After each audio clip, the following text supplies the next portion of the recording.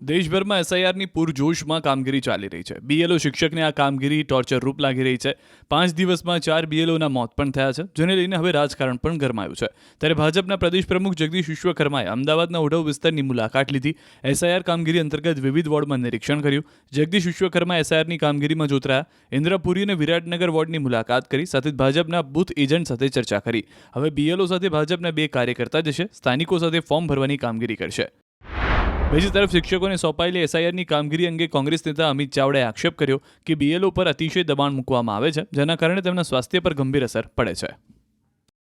નીતિ નિયમો અને કાયદા છે અને એનાથી ઉપરવટ થઈને સરકાર પોતાના રાજકીય એજન્ડાઓ પાર પાડવા માટે તમારો ઉપયોગ કરતા હોય, તમારા શિક્ષકો પર માનસિક દબાણ લાવતા હોય, ત્રાસ ગુજારતા હોય, તો એવા સમયે અવાજ ઉઠાવવાની જવાબદારી એમના શિક્ષક સંગઠનની છે. અમે આખી આ દુઃખદ ઘટનાને ખાસ ગંભીર રીતે લઈએ છીએ.